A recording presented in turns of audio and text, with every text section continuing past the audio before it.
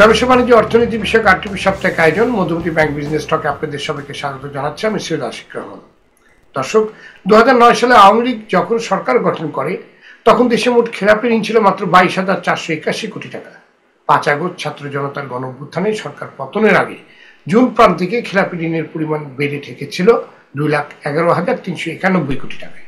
সেই খেলাপি ঋণের পরিমাণ চলতি বছরের মার্চ প্রান্তিকে এসে বেড়ে দাঁড়িয়েছে 4,20,334 কোটি টাকা। অর্থাৎ গত 9 মাসে প্রায় দ্বিগুণ হয়েছে খেলাপি ঋণ। খাত সংশ্লিষ্ট বিশেষজ্ঞরা বলছেন, আওয়ামী লীগ সরকারের আমলে উইন্ডো ড্রেসিং করে বা কৌশলে খেলাপি কমিয়ে দেখানো হতো। অন্তর্বর্তী সরকার আন্তর্জাতিক মান অনুসরণ করায় দেশের ব্যাংকিং খাতের প্রকৃত চিত্র বেরিয়ে আসছে। তবে এখানে শেষ নয়। বর্তমানে ব্যবসা বাণিজ্য বিনিয়োগে যে ধরনের স্থবিরতা নেমেছে তাতে জুন প্রান্তিক শেষে খেলাপির পরিমাণ আরও বেড়ে যাওয়ার শঙ্কা করছে বিশেষজ্ঞ। এদিকে সুইস ব্যাংকগুলোতে বাংলাদেশিদের আমানত বেড়েছে 33 গুণ। কেউ কেউ বলছেন দেশের ব্যাংক খাত থেকে নামে বেনামে ঋণ নিয়ে পাচার করা হয়েছে বিদেশে। এরই একটি অংশ জমা রাখা হয়েছে সুইজারল্যান্ডের ব্যাংকগুলোতে। এমন প্রেক্ষাপটে দর্শক, আজ আমাদের আলোচনার বিষয় দেশের ব্যাংক খালি হচ্ছে, বিদেশে বাড়ছে কেন। আর বিষয়ে আলোচনার জন্য আজ আমাদের সঙ্গে স্টুডিওতে আছেন বিশিষ্ট অর্থনীতিবিদ অধ্যাপক doctor Mahbubullah, South Asian Federation of Accountants সাফার ভাইস প্রেসিডেন্ট ও আইসিএবির সাবেক প্রেসিডেন্ট মোহাম্মদ হুমায়ুন কবির এফসি, এবং অনলাইনে যুক্ত আছেন ব্র্যাক ব্যাংকের ভাইস চেয়ারপারসন ফারুক মঈনুদ্দিন। যাচ্ছি মূল আলোচনায়। অধ্যাপক ডক্টর মাহবুবুল্লাহ, শেষ 9 মাসে খেলাপি ঋণ বেড়ে প্রায় দ্বিগুণ হয়েছে। মাত্র 3 মাসে খেলাপি ঋণ 74,570 কোটি টাকা বেড়ে দাঁড়িয়েছে 4,20,000 কোটি টাকায়। খেলাপি ঋণ এমন লাগামহীনভাবে বাড়ছে কেন? দেখুন, মাও সেতুংয়ের একটা কথা আছে, no investigation no right to speak. এখন এই বিষয়টা নিয়ে তো কোনো ইনভেস্টিগেশন হয় নাই, কোনো গবেষণা হয় নাই, তথ্য সংগ্রহ করা হয় নাই। মোটা দাগে যে তথ্য সংগ্রহ করা হয়েছে সেটা থেকে আমরা জানি যে খেলাপি ঋণের পরিমাণ প্রচণ্ডভাবে বৃদ্ধি পেয়েছে গত 10 মাসে। এর আগে 15.5 বছরে সেটাও প্রচণ্ডভাবে বৃদ্ধি পেয়েছে। যেটা আপনি নিজেই বললেন যে সেই সময় যেভাবে খেলাপি ঋণ হিসাব করা হতো সেই হিসাবের মধ্যে একটা গোলমাল ছিল এবং যথাসম্ভব কম করে দেখানো হয়েছিল সেই সময় সরকারের উদ্দেশ্য। কাজে আমরা যদি একটা ভ্রান্ত বেইজের সঙ্গে আমরা বর্তমান পরিস্থিতি তুলনা করি, তাইলে সেই তুলনাটা খুব সঠিক তুলনা হবে না। তো যাই হোক, এখন দেখা যাচ্ছে যে বর্তমান সরকারের আমলে যখন আমরা মনে করি যে সরকারের তরফ থেকে ব্যাংকিং সিস্টেমে যে ইন্টারফিয়ারেন্স, যে হস্তক্ষেপ, সেইটা এখন নাই বললেই চলে। তৎসত্ত্বেও খেলাপি ঋণ বৃদ্ধি পাওয়াটা নিঃসন্দেহে একটা উদ্বেগের ব্যাপার। এবং এই দেশে বা আমাদের মতো দেশে খেলাপি ঋণ বাড়ার একটা বড় কারণ হচ্ছে ডাইরেক্টেড লোনস। ডাইরেক্টেড লোনস মানে হচ্ছে রাষ্ট্রের যারা ক্ষমতায় থাকেন তাদের পছন্দের ব্যক্তিদেরকে তারা টেলিফোনে ব্যাংকিং কর্তৃপক্ষকে বলে দেন অমুককে ঋণ দিতে হবে, অমুককে এই সহায়তা দিতে হবে, অমুককে ঋণ মওকুফ করতে হবে, ইত্যাদি ইত্যাদি ইত্যাদি। এবং এর ফলে যে ঋণ দেওয়া হয় দিনের শেষে দেখা যায় সেই ঋণ আর পরিশোধ হয় না এবং ঋণ বাড়তেই থাকে। তো যাদেরকে ঋণ দেওয়া হচ্ছে, যদিও ব্যাংকিং প্রিন্সিপালে বলা হয় কেওয়াইসি নো ইউর ক্লায়েন্ট, সেইটা কিন্তু ওইভাবে মানা হয় না। এখানে ব্যক্তিগত পরিচয়, রাজনৈতিক সম্পর্ক, বিভিন্ন ধরনের দুর্নীতি পুরো জিনিসটাকে একটা বাজে অবস্থার মধ্যে ফেলে দিয়েছে। তো গত 5ই আগস্টের পর খেলাপি ঋণ যেভাবে বেড়েছে সেটাও নিঃসন্দেহে উদ্বেগের ব্যাপার। আমি আগেই বলেছি এই সময় তো পলিটিক্যাল ইন্টারফিয়ারেন্স থাকার কথা না, তারপরেও কেন বাড়ল? বাড়ার একটা কারণ হতে পারে যে একটা অভ্যুত্থানের পর অর্থনীতিতে যে ধরনের যেটাকে বলে অচলাবস্থার সৃষ্টি হয়েছে, বহু শিল্প কারখানা বন্ধ হয়ে গেছে, বহু শ্রমিক বেকার হয়ে গেছে এবং একটা যেটাকে বলে এক ধরনের অর্থনীতির ডিসলোকেশন তৈরি হয়েছে। এই ডিসলোকেশনের ফলে অনেক মালিক তারা তাদের ঋণ পরিশোধ করতে পারছেন না। আরেকটা হচ্ছে যারা যেটাকে বলা হয় এই সদস্য ছিলেন, মানে গত সরকারের আমলে যারা টাইকুন হয়েছিলেন সরকারি সহায়তায়, তাদের অনেকে পলাতক ইত্যাদি কারণেও হয়তো বাড়তে পারে। কিন্তু আসল পরিস্থিতিটা কি সেটা কিন্তু আমরা জানি না এবং এই জন্য তথ্যানুসন্ধান হওয়া উচিত, গবেষণা উচিত এবং সঠিক তথ্যের ভিত্তিতে আমাদেরকে বিশ্লেষণ করতে হবে। সেইটা যতক্ষণ পর্যন্ত আমরা না পাবো আমরা সঠিকভাবে ব্যাপারটা বিশ্লেষণ করতে পারবো না। তবে আবারও শেষ কথা বলি, খেলাপি ঋণ এভাবে বৃদ্ধি পাওয়া, এমনিতে ব্যাংকিং ফিনান্সিয়াল সিস্টেম আমাদের দেশে ভেঙে পড়েছে, তারপরে যদি আবার খেলাপি ঋণ বাড়তেই থাকে ক্রমাগতভাবে ক্রনিক্যালি, তাইলে এর চাইতে বড় বিপর্যয়কর অবস্থা আমাদের অর্থনীতির জন্য আর হতে পারে না।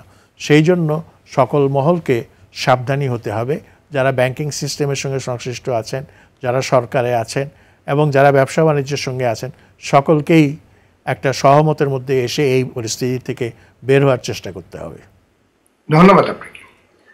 যারা ফারুক মঈনুদ্দিন, পতিত সরকার আমলেও লাফে লাফে বেড়েছে ঋণ খেলাপি, কিন্তু গত 9 মাসে দ্বিগুণ হয়ে যাওয়াটাকে আপনি কতটুকু স্বাভাবিক বলে মনে করেন? ধন্যবাদ আপনাকে। প্রথম কথা হচ্ছে যে এই যে 4,20,000 কোটি টাকা হয়ে গেল, এটা কিন্তু শুধু এই গত 9 মাসের কোনো কারণে পুরোপুরি ঘটেনি, সামান্য কিছু আংশিকভাবে কারণ থাকতে পারে।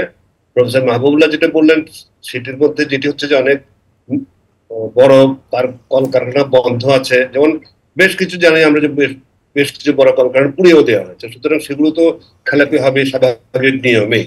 কিন্তু কথা হচ্ছে যে আসলে যে অতীতে যেই মাপকাঠিতে খেলাপি ঋণ পরিমাপ করা হতো সেই মাপকাঠি ছিল গলতপুর, সেগুলোকে আসলে খেলাপি ঋণ লুকিয়ে রাখার জন্য বিভিন্ন ধরনের কৌশল অবলম্বন করা হয়েছিল। এগুলো নিয়ে আমি একাধিকবার লিখেওছি কাগজ এবং হিসাব করে বুঝিয়ে দিয়েছি কিভাবে খেলাপি ঋণ লুকিয়ে রাখার জন্য সেন্ট্রাল ব্যাংক থেকে নীতিমালা পরিবর্তন করা হয়েছে। এই নীতিমালা পরিবর্তন যেগুলো করা হয়েছিল খেলাপি ঋণ লুকিয়ে রাখার জন্য, এগুলোকে যখন আবার রেস্টোর করা হয় আগের নিয়মে, তখন খুব স্বাভাবিকভাবেই লুকিয়ে রাখার ঋণগুলো এক্সপোজ হয়ে গেছে, সেই কারণে জাম পড়েছে। সুতরাং এটি হচ্ছে যে নতুন ভাবে খেলাপি ঋণ বেড়েছে সেটা ঠিক, কিন্তু তার চাইতে বেশি বেড়েছে ওই যে লুকিয়ে রাখার ঋণগুলোকে কৌশলে কার্পেটের নিচে ঢেকে রাখা হয়েছিল, সেগুলো উদ্ঘাটিত হওয়ার পর এটা লাভ দিয়ে বেড়েছে। এটা হচ্ছে সবচেয়ে বড় কথা। এই কারণে খেলাপি ঋণটা বেড়েছে হঠাৎ করে। এবং আমরা দেখেছি অতীত সরকারের সময় বেশ বড় যাদেরকে প্রভাবশালী ব্যবসায়ী যারা সরকারের সঙ্গে আমরা যেটাকে বলে আপনাকে ওই যে আমি এটার নাম দিয়েছি সাংঘাতদের অর্থনীতি, মানে যারা সরকারের সাথে যোগ সাজসে বিভিন্ন সুযোগ সুবিধা ভোগ করেছেন, তাদেরকে বাঁচানোর জন্য, তাদের ঋণগুলোকে আনক্লাসিফাইড রাখার জন্যই এই কাজগুলো করা হয়েছিল। এবং সেটা অবশ্যই আমাদের যে ব্যাংকিং সিস্টেমের বর্তমান যে অবস্থা, তার জন্য এই জাতীয় বৈষম্যমূলক নীতি কিংবা এর দূষণমূলক নীতি ছিল সবচেয়ে বড় কারণ। এখন যখন এই সেন্ট্রাল ব্যাংক এসে অতীতের নিয়মগুলো বদলে দিয়েছে কিংবা যেটা সঠিক সেটি রেস্টোর করেছে, তখন এইটাই হচ্ছে আমাদের প্রকৃত অবস্থানটা বেরিয়ে এসছে।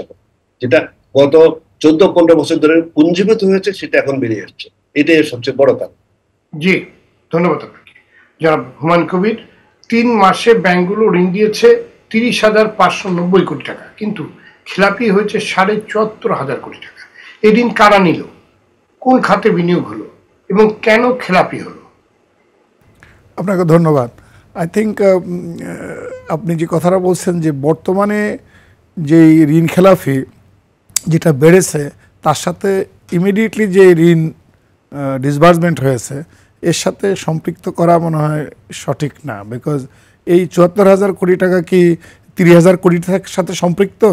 আর কিছুক্ষণ আগে আমার পূর্ববর্তী বক্তা যেটা বললেন, এটা তো অতীত থেকেও যেটা অতীতে ডিসবার্স হয়েছে সেটা আপনার হতে পারে। আমি এই 30,000 কোটি টাকা কোথায় বিনিয়োগ হলো সেটার কথা বলছি না। আমার মানে আগেই যে ঋণগুলো নেওয়া হয়েছিল, যেগুলো খেলাপি হয়েছিল, সেগুলো আসলে কোথায় বিনিয়োগ হয়েছিল, মানে কারা এই টাকাটা নিয়েছিল? এই 74,000 কোটি টাকা সেটা তো আমার মনে হয় প্রফেসর মাহবুবুল্লাহ স্যার উনি কিছুক্ষণ আগে বলেছেন। আমরা এই যে শুধু এই 74,000 কোটি টাকা না, আপনি ভালো যে তথ্য দিয়ে শুরু করেছেন, 2009 সালে 22,000 কোটি টাকা, বিগত সরকারের পতনের সময় 2,20,000, 10 গুণ। আবার আপনার সেটা এসে আজকে 9 মাসের ব্যবধানে 4,20,000 কোটি টাকা। আপনি এই টোটালটার মধ্যে ব্যাখ্যা নিলেই তো আপনি ওই বিচ্ছিন্নভাবে গত 3 মাসে 74,000 কোটি টাকার ব্যাখ্যা পেয়ে যাবেন। এবং স্যার যে কথাটা বলেছেন এটা নিয়ে রিসার্চ এবং তথ্যান্বেষণ হলেই সঠিক কারণটা বেরিয়ে আসবে। এবং মনিরুদ্দিন সাহেব এবং স্যারের যে কথা ধরেই যে কথা দুটো কারণ আমি একটু সম্পৃক্ত করি। ওই কারণগুলি ছাড়াও ধরেন সামগ্রিক অর্থনীতি ম্যানেজমেন্টের জন্য যখন ইন্টারেস্ট রেট আপনার বাড়ানো হয়েছে, এখন বাজারমুখী এটা জাস্টিফিকেশান আছে, আগে 900 থেকে বেরিয়ে আসা দরকার ছিল, বাট তার থেকে বড় কথা হলো এর একটা প্রতিঘাত আছে। কোনো জিনিসই অর্থনীতির অ্যাবসলিউট অ্যাডভান্টেজিয়াস না।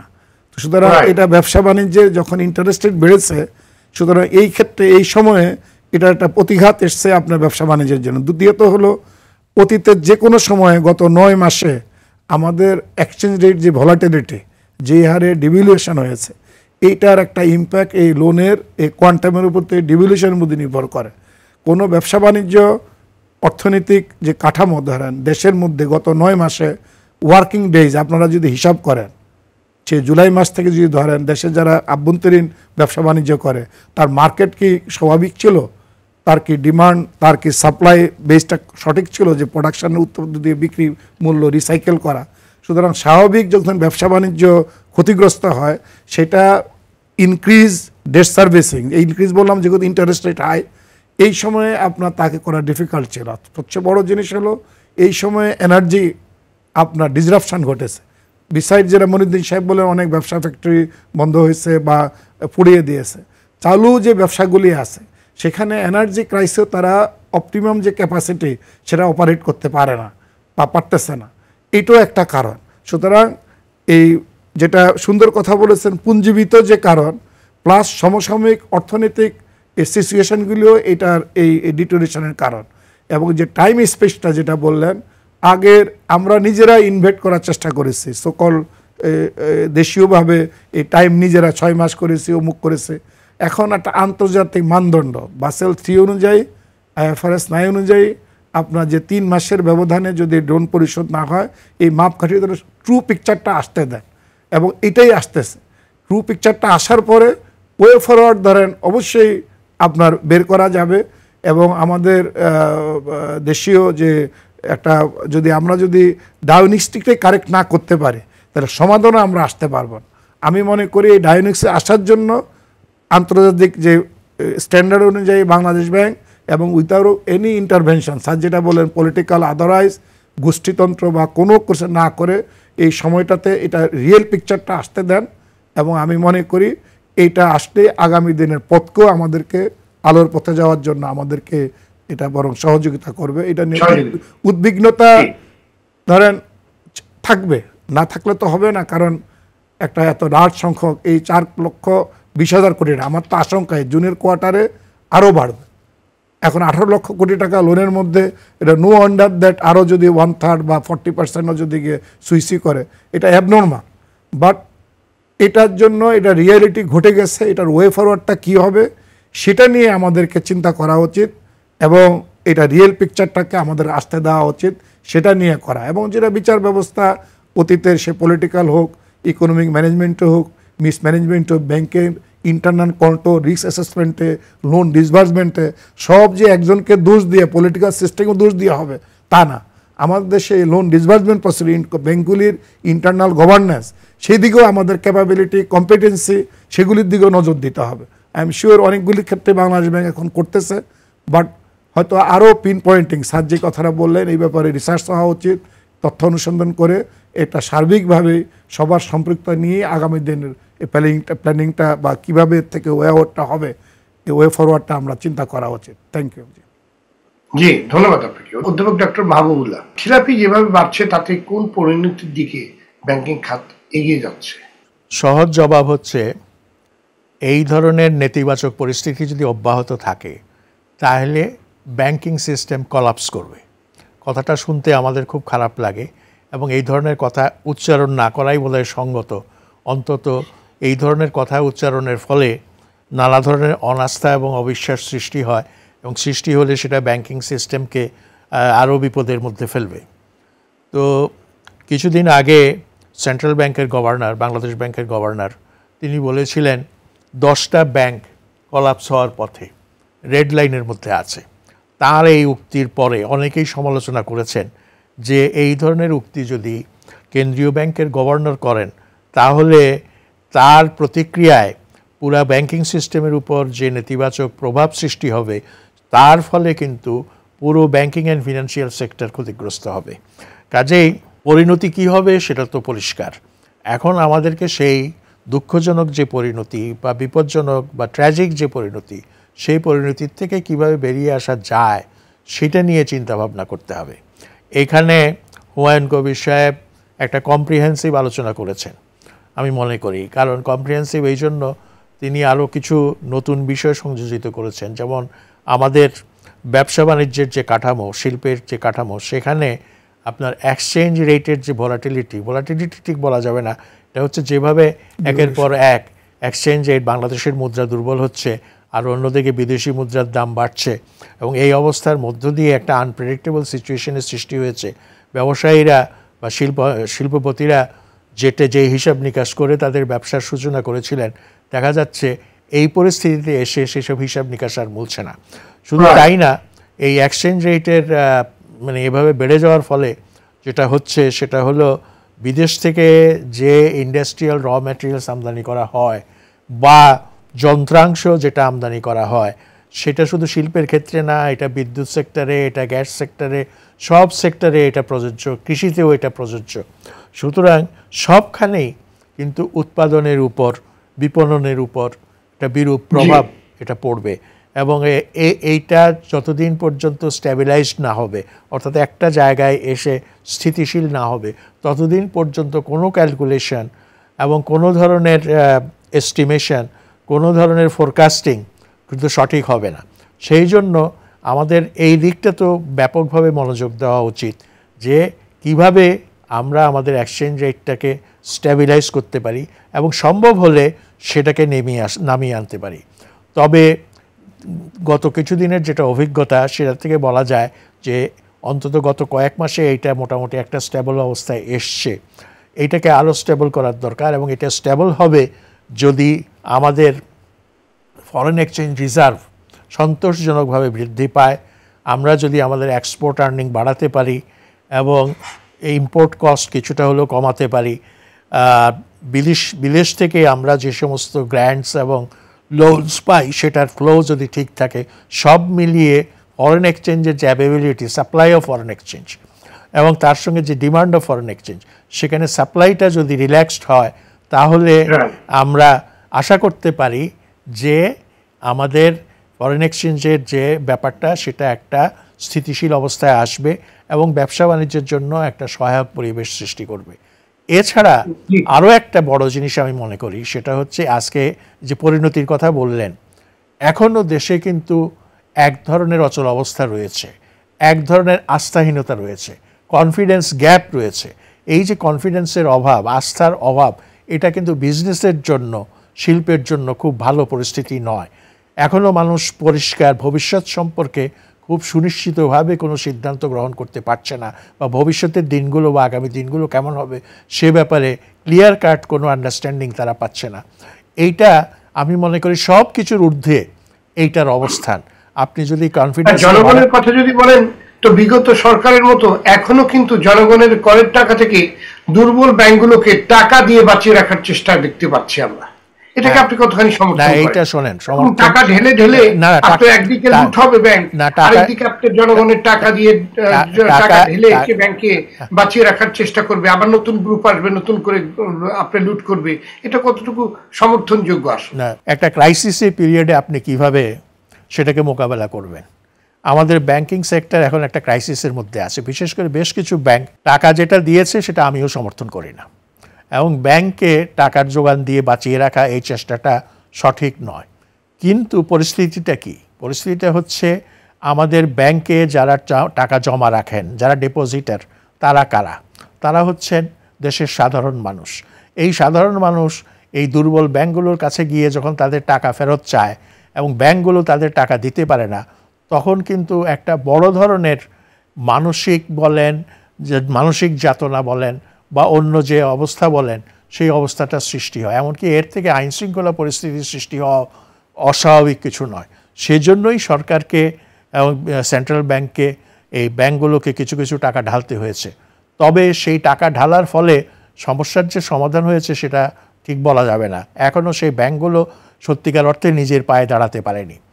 সেই জন্যই এখন চিন্তা করা হচ্ছে যে এই দুর্বল ব্যাংকগুলোকে একত্র করা এবং এগুলোকে একত্র করে মানে এদের মধ্যে ছড়িয়ে থাকা ঝুঁকিগুলোকে এক জায়গায় নিয়ে আসা এবং এদের মধ্যে যদি পজিটিভ স্ট্রেংথ কিছু থাকে সেটাকেও আবার এক জায়গায় নিয়ে আসা, এর মধ্য দিয়ে এগুলোকে রিভাইভ করার চেষ্টা করা। এবং এইটার মধ্য দিয়ে সেন্ট্রাল ব্যাংক আশা করছে ডিপোজিটার বলেন, বড়োয়ার বলেন, সবারই একটা কনফিডেন্স ফিরে আসবে এবং এই কনফিডেন্স ফিরে আসলে আবার যেটাকে বলা যায় ব্যাংকে যে টাকার প্রবাহ, হ্যাঁ, সেটা স্বাভাবিক অবস্থার দিকে আসবে। মানুষ আবার ব্যাংকে টাকা রাখতে শুরু করবে এবং ব্যাংকে মানুষ যদি টাকা রাখতে শুরু করে এবং তার সঙ্গে যদি পাশাপাশি আমরা খেলাপি ঋণের যে ব্যাপারটা, যে বিপজ্জনক ব্যাপারটা, সেটাকে আমরা রুখে দিতে পারি, তাইলে পরে আমাদের ব্যাংকিং সিস্টেম একটা সুস্থ অবস্থার দিকে আসবে।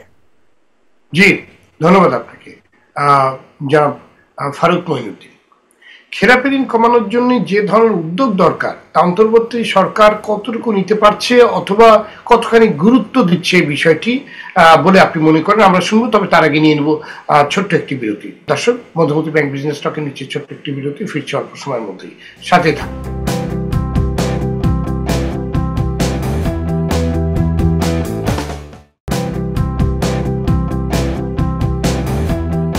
দর্শক, বিরতির পর আপনাদের আবারও স্বাগত। দেখছেন ব্যবসা বাণিজ্য বিষয়ক আলোচনা অনুষ্ঠান মধুমতি ব্যাংক বিজনেস টক, সঙ্গে আছে মিস্টার আশিক রহমান। আজ আমাদের আলোচনার বিষয় দেশের ব্যাংক খালি হচ্ছে, বিদেশে বাড়ছে কেন। আমরা ফিরছি আলোচনায়। জনাব ফারুক মঈনুদ্দিন, বিরতির পূর্বে যে প্রশ্নটি আপনার কাছে ছিল যে খেলাপি ঋণ কমানোর জন্য যে ধরনের উদ্যোগ দরকার তা অন্তর্বর্তী সরকার কতটুকু নিতে পারছে এবং কতখানি গুরুত্ব দিচ্ছে বলে আপনি মনে করেন? প্রথম কথা হচ্ছে, খেলাপি ঋণ কমানোর জন্য সরকারি উদ্যোগের কোনো প্রয়োজন আছে বলে আমি মনে করি না। কারণ আমাদের দেশে এতগুলো ব্যাংকের মধ্যে কিছু কিছু ব্যাংকের খেলাপি ঋণ সত্যিকার অর্থে কম, মানে একবারে ইন্টারন্যাশনাল স্ট্যান্ডার্ডে আমি বলবো। সুতরাং এখানে সরকার উদ্যোগ এখানে কোনো কাজে আসবে না খেলাপি ঋণ কমানোর বিষয়ে, বরং খেলাপি ঋণ বাড়ার বিষয়ে সরকারি একটা যোগসাজশ কিংবা সরকারের একটা কর্মকাণ্ড যেটা খেলাপি ঋণকে বাড়ায়, কিন্তু কমানোর জন্য উদ্যোগ প্রয়োজন নয়। কমানোর জন্য উদ্যোগ প্রয়োজন হচ্ছে ব্যাংকের নিজস্ব শাসন, সুশাসন, ব্যাংকের তাদের নীতিমালা এবং তাদের ক্রেডিট অ্যাসেসমেন্ট এবং তাদের নির্মোহক অ্যাসেসমেন্ট যেটা, সেটা যদি হয় সেটাই খেলাপি ঋণ কমবে। এখানে সরকারের কোনো ভূমিকা আমি দেখি না। সরকারের যে ভূমিকা আছে, তারা পলিসি সাপোর্ট দিচ্ছে কিনা অতীতে আমরা দেখেছি সেই সব সাপোর্ট আসলে ছিল না, ঠিক উল্টোটা করেছে। খেলাপি ঋণ হওয়ার জন্য যা যা করা সবই অতীতের সরকার কিংবা তখন নীতি নির্ধারকরা করেছেন। বর্তমানে আমরা সেই আশঙ্কা থেকে মুক্ত, সেই প্রবণতা থেকে মুক্ত। সুতরাং এখন যেটা হবে যে আমাদের দেশে বর্তমানে যে আইন আছে, ব্যাংকিং আইন কিংবা সেন্ট্রাল ব্যাংকের যে নীতিমালা, এগুলো যথেষ্ট মানে আমি সাফিসিয়েন্ট বলবো যে কোনো ব্যাংক যদি চায়, কোনো ব্যাংকের ম্যানেজমেন্ট যদি চায়, বোর্ড যদি হস্তক্ষেপ না করে, তাহলে এই নীতিমালা এবং এই আইন দিয়ে খেলাপি ঋণ বাড়ার পথে কিংবা খেলাপি ঋণ না বাড়ানো যা যা কর্মকাণ্ড সবই করা সম্ভব। তার জন্য বাড়তি কোনো আইনও প্রয়োজন হবে না। আমাদের জন্য যেটা আইন প্রয়োজন, বরং সরকারের ভূমিকা যেখানে থাকবে সেটা হচ্ছে খেলাপি যারা হয়েছে তাদেরকে আমরা কিভাবে জালের মধ্যে আটকাবো, সেটার জন্য সরকারের আমাদের উদ্যোগটা প্রয়োজন, কিন্তু কমানোর জন্য তাদের কোনো উদ্যোগ এই মুহূর্তে আমাদের প্রয়োজন নাই। ধন্যবাদ আপনাকে। জনাব হুমায়ুন কবির, যারা ঋণ খেলাপি হয়েছেন তাদেরকে কিভাবে জালের মধ্যে আটকানো যায়, কিভাবে তাদের কাছে আদায় করা যায়, তো অনেকেরই পরামর্শ শীর্ষ ঋণ খেলাপিদের সম্পদ বাজেয়াপ্ত করে টাকা আদায় করতে হবে এবং খেলাপিদের জেলে পুরতে হবে, এমন করাবার্তা দিলেই কেবল খেলাপি ঋণ বন্ধ করা সম্ভব কিংবা মানসিকতার পরিবর্তন আনা সম্ভব। আপনি কতখানি সহমতির ব্যাপারে?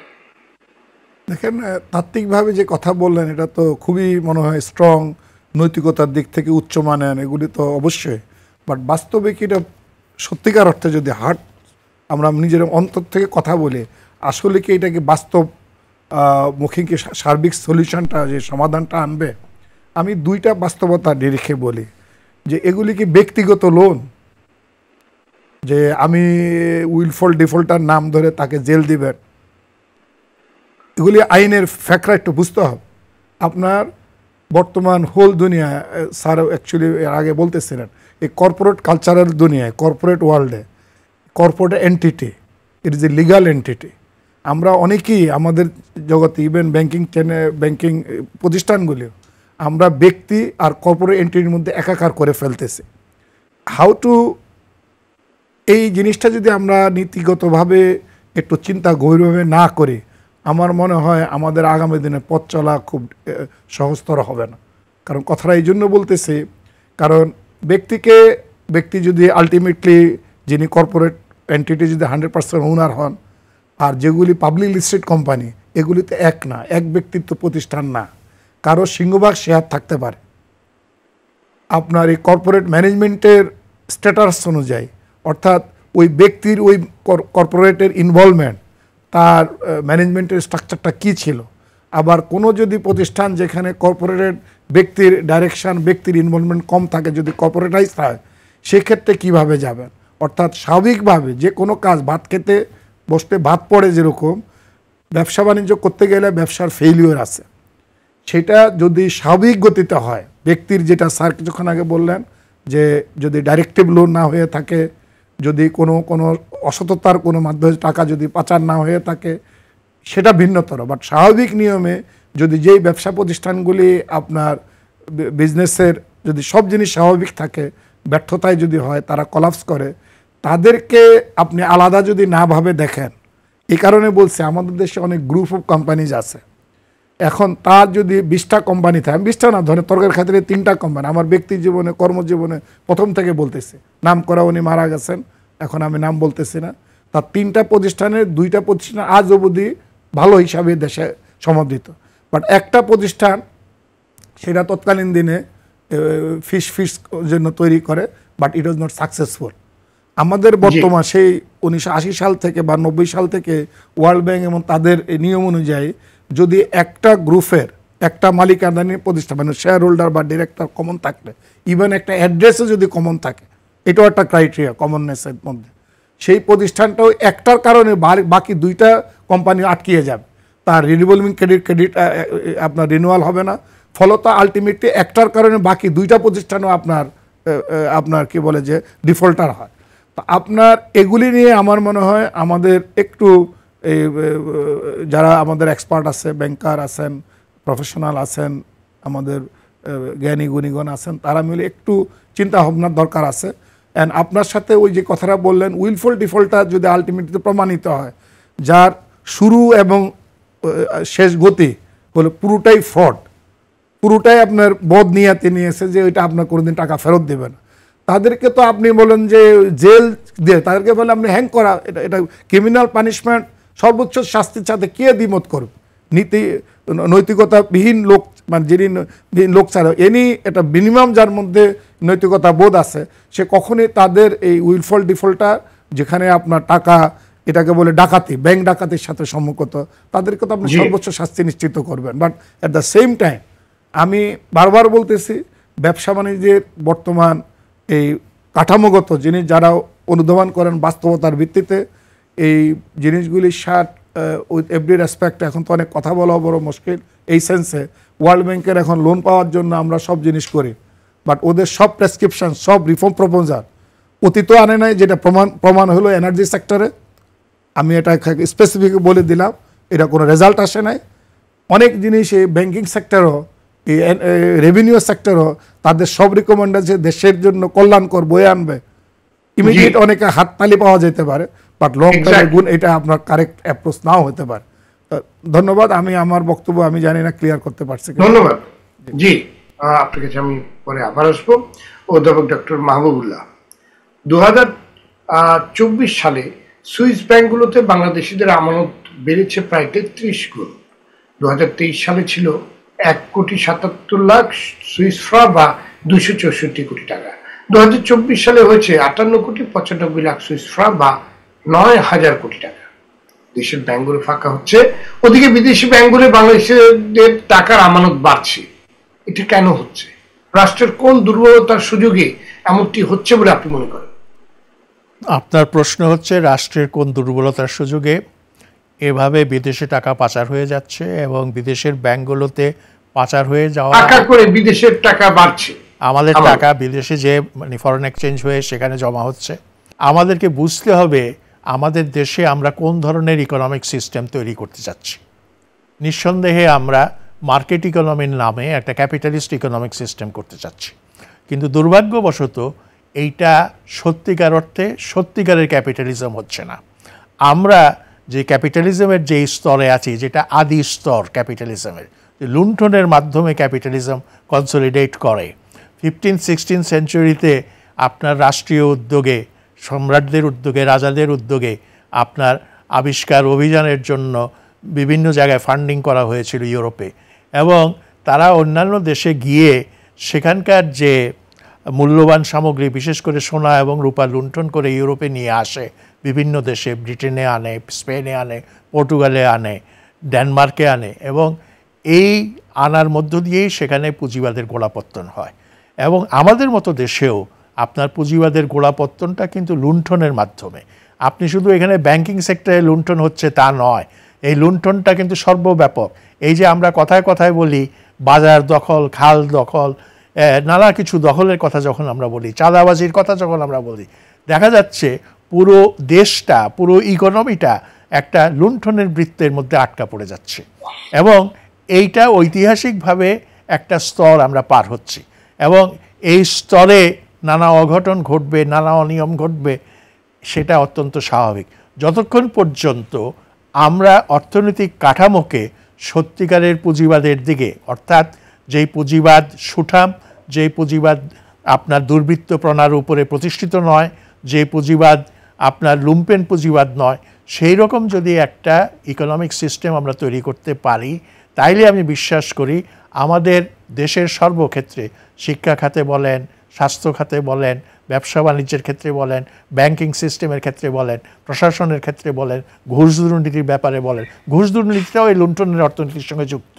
কাজেই আমার মনে হয় যদি কোনো সংস্কার করতে হয়, যদি কোনো পরিবর্তন আনতে হয়, তাহলে আমাদেরকে একটু বড় করে চিন্তা করতে হবে কিভাবে আমরা এই লুণ্ঠনের স্তর থেকে, প্লান্ডারের স্তর থেকে বেরিয়ে এসে গঠনমূলক, যেটাকে বলে উৎপাদন ভিত্তিক একটা সিস্টেমের দিকে আমরা যেতে পারি, যে উৎপাদনের উপর ভিত্তি করে একজন ক্যাপিটালিস্ট মুনাফা করবে, এবং সেই মুনাফা হবে জাস্ট, যেটা ন্যায্য মুনাফা, অন্যায্য মুনাফা নয়, মনোপলির মুনাফা নয়। এইগুলো যদি না করতে পারেন, তাহলে কিন্তু দেখা যাবে বছরের পর বছর আমরা টিভিতে বসে এই নিয়ে আলোচনা করব, আমরা চুল ছেড়ব, কিন্তু সমস্যার কিন্তু সমাধান হচ্ছে না। কাজেই আমার কথা শুনে মনে হতে পারে যে আমি খুব র্যাডিক্যাল কিছু বলছি, যেটা মানে আমূল পরিবর্তনের কথা বলছি।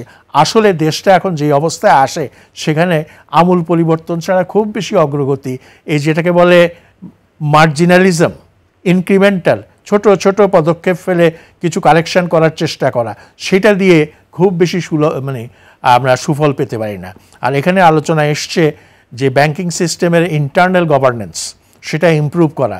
নিঃসন্দেহে ইন্টারনাল গভর্নেন্স ইমপ্রুভ করার যথেষ্ট স্কোপ আছে বা করা উচিত। আমি নিজে একটা ব্যাংকের চেয়ারম্যান হিসেবে দায়িত্ব পালন করেছি। আমি হলফ করে বলতে পারি, বোর্ডের পক্ষ থেকে সেই সময় ব্যাংকের, সোনালী ব্যাংকে কোনো হস্তক্ষেপ কখনোই হয়নি, একটাও হস্তক্ষেপ হয়নি। কিন্তু তারপরেও সোনালী ব্যাংকের কিন্তু নিজস্ব সমস্যা ছিল। কিছুটা ঐতিহাসিকভাবে উত্তরাধিকার সূত্রে তারা পেয়েছিল, কিছুটা আমাদের সময়ে যারা এই প্রশাসনের সঙ্গে যুক্ত ছিলেন তাদের কারণে কিছুটা হয়েছে। এবং সব মিলে ব্যাংকের সমস্যাগুলো যে আপনি সমাধান করতে গেলে, সেখানেও কিন্তু ওই আবার দুর্নীতির প্রশ্ন, সেখানেও কিন্তু আবার জ্ঞানের প্রশ্ন। জ্ঞানের প্রশ্ন এই জন্য বলছি যে ব্যাংকিং সিস্টেমের আইন কানুনগুলো, নিয়মগুলো যারা ব্যাংকিংয়ের সঙ্গে জড়িত আছেন তারা সঠিকভাবে বুঝতে পারছেন কি না, সেই জ্ঞান এবং সেই মেধা তাদের আছে কি না, সেটাও কিন্তু বিবেচনার বিষয়। শুধু দুর্নীতি করার উদ্দেশ্যে তারা এসব করছেন, সেটাও মনে করা ঠিক হবে না। যে নানান দিক এর মধ্যে রয়েছে। এবং আমরা যদি এই যে সুইস ব্যাংকে টাকা বাড়ার কথা যেটা বলছেন, সেটা এখন ইমিডিয়েট ব্যাখ্যা একটা দেওয়া যেতে পারে। সেটা হচ্ছে যে যেই সমস্ত গোষ্ঠী এই আমাদের দেশ থেকে গত সরকারের আমলে মানে শত শত কোটি টাকা বিদেশে পাচার করেছে, তারাই হয়তো পাচার করা টাকা রিলোকেশন করছে, এক ব্যাংক থেকে অন্য ব্যাংকে বিদেশের তারা নিয়ে যাচ্ছে। এর ফলে হয়তো সুইস ব্যাংকে সেটা রিলোকেশন কিছুটা বৃদ্ধি পেয়েছে। সেই রিলোকেশন বৃদ্ধি পাওয়ার পরে সুইস ব্যাংকের এটা হচ্ছে। আমরা কিন্তু গ্লোবালি বিষয়টা দেখছি না, যে পৃথিবীতে বহু জায়গা আছে যেখানে আমরা বলা হয় যে কি প্যারাডাইস নাকি বেহেশত বলা হয়, হ্যাঁ, টাকা রাখার জন্য। তো সেই সব বেহেশতের খবর আমরা যতক্ষণ পর্যন্ত না পাবো, ততক্ষণ পর্যন্ত এই সম্পর্কে সুষ্ঠু কোনো ব্যাখ্যা দেওয়া অত্যন্ত কঠিন একটা কাজ। ধন্যবাদ আপনাকে সুন্দরভাবে ব্যাখ্যা করার জন্য। আমাদের আলোচনার শেষ পর্যায়ে জনাব ফারুক মঈনুদ্দিন, বিদেশে পাচার হয়ে যাওয়া টাকা কিংবা অবৈধভাবে সুইস ব্যাংকগুলোতে গচ্ছিত রাখা টাকা দেশে ফিরিয়ে আনার উপায় কি, কিংবা কোনো উপায় যদি থাকে আপনার পরামর্শ শুনে আমরা আজকে আলোচনা শেষ করব। শুনেন, এটা কিন্তু খুবই একটা দুরূহ একটা কাজ। বিদেশে যারা টাকা পাচার করেছে তারা বিদেশি যেসব নিয়ম কানুন আছে সেসব নিয়ম কানুন মেনে কিন্তু তারা টাকাগুলো নিয়ে গেছেন এবং সেখানে তারা ওইভাবে গচ্ছিত রেখেছেন। সেটা আমি অন্য প্রসঙ্গে না যাই, শুধু একটি কথা আমি বলি যে বিদেশি যেসব উন্নত বিশ্বের আমাদের টাকাগুলো গেছে তারা কিন্তু বিভিন্ন সময় আমাদেরকে দুর্নীতি, সুশাসন, তারপর মানবাধিকার বিভিন্ন ব্যাপারে তারা আমাদেরকে সবক দিয়ে থাকেন। সেই সবক দেওয়ার পরেও কিন্তু তারা জানেন যে বাংলাদেশ থেকে বৈধভাবে বাইরে কোনো ইনভেস্টমেন্ট কিংবা টাকা সরানো সম্ভব নয় আইনের কাঠামোর মধ্যে। তারপরে সেই টাকাকে তারা অভয়ারণ্যের মধ্যে রেখেছেন এবং এই ডাবল স্ট্যান্ডার্ড তাদের বোঝা যায়। তারা একদিকে আমাদেরকে সবক দেবেন দুর্নীতির বিরুদ্ধে, অন্যদিকে আমাদের দুর্নীতি লব্ধ অর্থ তারা গচ্ছিত রাখবেন এবং সেটিকে সুরক্ষা দেওয়ার ব্যবস্থা করবেন। সুতরাং এই ডাবল স্ট্যান্ডার্ড যতদিন থাকবে এবং এটা তারা যতদিন পর্যন্ত আমাদের অবৈধ টাকাকে তারা অবাঞ্ছিত মনে না করবেন ততদিন পর্যন্ত এটা খুবই দুরূহ একটা কাজ হবে। এটা সিম্পল উদাহরণ, আমি আগে ভাবতাম যে আমাদের বর্তমান যিনি প্রধান উপদেষ্টা আছেন তার যে ইন্টারন্যাশনাল যে র্যাপো এবং তার যে ইমেজ, তাতে করে হয়তো 1-to-1 হয়তো সম্ভব হবে। একটা নিয়ার পাশে যেটা দেখলাম যে তিনি গিয়েছিলেন এবং মানে ওনার এই কমিউনিকেশনের যে আপনার শক্তি, সেটা দিয়ে আমরা হয়তো অনেক তথ্য পাবো কিংবা আমাদের কিছু টাকা সবাই করেছিলাম পাবো ভেবেছিলাম। ব্রিটেনের কথার মধ্যে যখন তার সাথে দেখা করতেও স্বীকার করলেন তখন বুঝলাম যে আসলে এটা একটু কঠিন কাজ, কারণ ব্রিটেনও তো মানে আমাদের মতো দেশে তারাও তো ব্রিটেনের ইতিহাসটা এত স্বচ্ছ নয়, তারা আমাদের দেশটাকে অনেক লুণ্ঠন করে নিয়েও গেছে। সুতরাং আমাদের লুণ্ঠিত অর্থ যে তারা জমা রাখবেন এবং তাদেরকে আমাদেরকে বলার সাথে সাথে আমাদেরকে টাকা ফেরত দেওয়ার জন্য সহায়তা করবেন, এটা আমরা কোনোভাবে আশা করতে পারি না। এটা দীর্ঘ লিগাল ব্যাটল হবে এবং তার মধ্যে আমাদেরকে লেগে থাকতে হবে এখন, কারণ বর্তমানে সরকারের তো এমন অবস্থান হয়েছে তারা লুণ্ঠনকে আগে বৈধতা দিয়েছে। আগের অর্থমন্ত্রীকে যখন জিজ্ঞেস করা হচ্ছে কারা অর্থ পাচার করেছেন, অর্থমন্ত্রী সাংবাদিকদের বলছেন আমার কাছে কোনো লিস্ট নেই, আপনাদের কাছে যদি কোনো লিস্ট থাকে আমাদেরকে দেন কারা অর্থ পাচার করেছে। এটা এই জাতীয় কথা যখন বলা হয় তাহলে বোঝা যায় তখন কি ছিল। এখন তো সেই সরকারের সেই সদিচ্ছা আছে বলে মনে করছি। এই সদিচ্ছা থাকলে হয়তো কিছু পরিমাণে আমরা অগ্রগতি দেখতে পাবো, but it will be very difficult task আমি মনে করি। ফারুক মঈনুদ্দিন, দেশি বিদেশি বিনিয়োগে চরম স্থবিরতা নেমেছে, আবার আওয়ামী লীগ ঘনিষ্ঠ ব্যবসায়ীদের ব্যবসা প্রায় বন্ধ হয়ে যাওয়ার পথে, অনেক ইন্ডাস্ট্রি বন্ধ হয়ে গেছে, ফলে খেলাপি ঋণ আরো ব্যাপক হারে বেড়ে যাওয়ার শঙ্কা করা হচ্ছে। এমন বাস্তবতায় করণীয় কি বলে আপনি মনে করেন? প্রথম কথা হচ্ছে যে এটাও কিন্তু আবার ওই ব্যাংক টু ব্যাংক নির্ভর করে। আমরা যারা ক্যারিয়ার ব্যাংকার আমরা যেটা মনে করি যে আমরা আইন কানুন কিংবা নীতিমালা দিয়ে একটা ব্যাংক খেলাপি হতে পারে, আপনার ম্যাথামেটিক্যালি একটা ঋণ খেলাপি হতে পারে। সেখানে ব্যাংকগুলোকে প্রতিটি বড় ঋণকে কেস টু কেস বেসিস যাচাই বাছাই করে দেখতে হবে এটিকে টিকিয়ে রাখা যায় কিনা। অন্য কোনো বড় কোনো সমস্যা না থাকলে, শুধুমাত্র আইনের কারণে যদি কোনো ঋণ খেলাপি হয়ে যায়, শুধুমাত্র ম্যাথামেটিক্যালি যদি এবং থিওরিটিক্যালি কোনো ঋণ খেলাপি হয়ে যায়, সেগুলোকে কিভাবে বাঁচিয়ে রেখে চালু রাখা সম্ভব সেটার জন্য ব্যাংকগুলোকে আমার নিজস্ব উদ্ভাবনের শক্তির মাধ্যমে এগুলো চালাতে হবে। দ্বিতীয় কারণ হচ্ছে যে বর্তমানে যে ব্যবসা বাণিজ্যের স্থবিরতা আছে এটি যদি না কাটে তাহলে it will be very difficult even for the bank তাদের সর্বশক্তি নিয়োগ করেও অনেকগুলো ঋণকে খেলাপি হওয়ার হাত থেকে তারা বাঁচাতে পারবে। যখন ব্যবসা বাণিজ্য চাঙ্গা হবে তখন এই সমস্যাটা আর একটু কি বলবো ইজি হবে ফর রিজলভিং দ্য প্রবলেম। ধন্যবাদ আপনাকে জনাব হুমায়ুন কবির। খেলাপি ঋণ, অর্থ পাচারের মতো ইস্যুগুলো নিয়ে বিতর্ক দীর্ঘদিন ধরে চলছে, কিন্তু সুরা হচ্ছে না কেন? করণীয় নিয়ে আপনার পরামর্শ শুনতে চাই। এটা জীবন প্রবাহের মতো, এটা তো আপনার থাকবে।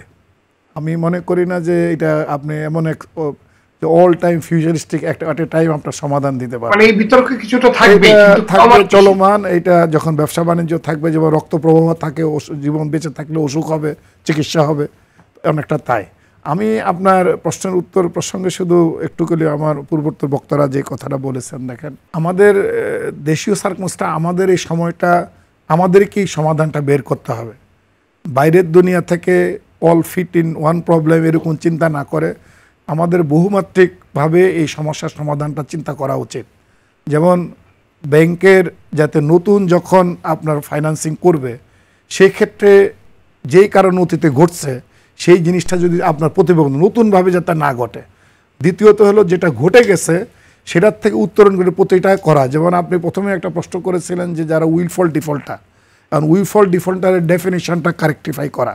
আমি যেমন বলতেছিলাম ব্যক্তি, প্রাতিষ্ঠানিক, আবার অনেক সার্কামস্টেন্সিয়াল সিচুয়েশানে এগুলি দেখে আপনার যেটা স্যার যে কথাটা রিসার্চ করা, তথ্য অনুসন্ধান করা, আপনার এগুলি কিন্তু প্রতি ব্যাংকের মধ্যে হইতে পারে। সবচেয়ে মনিরুদ্দিন সাহেব যে কথাটা বললেন, bank itself they know their customer, যে কী কারণে এই ঘটনা ঘটছে, তাদের ইন্টারনাল তার লোন প্রসেসিং থেকে শুরু করে আর ওই কারেক্ট পজিশনটা আসলে এটা রিভাইভালের সুযোগ আছে কিনা, যে প্রতিষ্ঠানে ফাইন্যান্স করেছে সেটা কী অবস্থা, এটা কি ব্যক্তি যিনি ওই ব্যক্তিকে দিয়েছেন না প্রতিষ্ঠানের ব্যবসাকে দিয়েছেন, সেই ব্যবসাটা যদি সে সেক্টরটাই যদি সিক হয়, সে সেক্টরটাই যদি আর রিভাইভালের সুযোগ না থাকে এক জিনিস। আর যদি বলে যে না এখন সেক্টরই ঠিক আছে, ব্যক্তির ম্যানেজমেন্টের প্রবলেম ছিল, সেটাকে অলওয়েজ নতুনভাবে চিন্তা করে সেখান থেকে কাম ফরওয়ার্ড করা, ওই দরকার প্রয়োজন হইলে যেটাকে বলা হয় কানের নতুন করে ফানি দিয়ে হইলো ওই কানের ফানি বের করতে হয়। কোনো ডিফল্টেড লোনকে করতে গেলে অনেক সময় তাকে নতুন করে রিফাইন্যান্সিংয়ের সুযোগ করতে হয়, প্রোভাইডেড ওয়েল টেক কেয়ারের মধ্যে, guarded against. It is not মানে এটা ধরেন এই যে আপনারা এই যে প্রশ্ন করবেন, প্রশ্ন করেন, এখানে যদি একটা হলো আপনারা নৈতিকতার মানদণ্ড দিয়ে বাস্তবে অনেক সময় চলে না। আমি বলি না নৈতিকতা থাকবে না, but factor B practical, realistic. আমার যে টাকাটা এই ব্যাংকরা যে টাকাটা দিছে এটা ডিপোজিটের টাকা, আমাদের প্রাইমারি অবজেক্ট ওই টাকাটা তুলে আনা বাই হুক অ্যান্ড মিনস। এখন ওই ব্যাংকে তাকে স্ট্র্যাটেজি বের করতে হবে হাউ টু ফাইন্ড ইট। সব যে কোর্ট স্ট্রেংথেনিং করে অ্যাসেট বিক্রি করে হবে এটা তো লাস্ট রিজোর্ট। ওকে যদি কোনোভাবে রিফাইন্যান্সিং করো, তার কোনো ম্যানেজমেন্ট স্ট্রাকচারিং করো, ইভেন প্রয়োজন হয় কোনো সার্কামস্ট্যান্স, বিএসবি বিএসআর ছিল তাদের আর্টিকেল 34 এমপ্লয় করে আপনার ওই প্রতিষ্ঠানকে টেক ওভার করা। যেমন সেন্ট্রাল ব্যাংক যেরকম তার ইন্ডিভিজুয়াল ব্যাংককে তার বোর্ডকে রিকনস্টিটিউট করে, তার প্রত্যেকটা ব্যাংক ফাইন্যান্সের ক্ষেত্রে তার যখন যে এগ্রিমেন্ট হয়, লোন ফাইন্যান্সিং এগ্রিমেন্ট হয়, সেখানে সে রাইডার ক্লজ থাকবে, না থাকলে নতুন করে শুরু করা উচিত। ব্যাংকে তার যথাযথ প্রয়োগ করা উচিত, ব্যবসা রান করে, ব্যবসা যদি চালু রেখে, বিকজ একটা প্রতিষ্ঠান শুধু মনে রাখবেন ব্যাংকের ক্ষেত্রে দায়বদ্ধ না, তার ফোর স্টেক হোল্ডার বা মালিকরা ছাড়াও রাষ্ট্র সবচেয়ে বড় স্টেক হোল্ডার।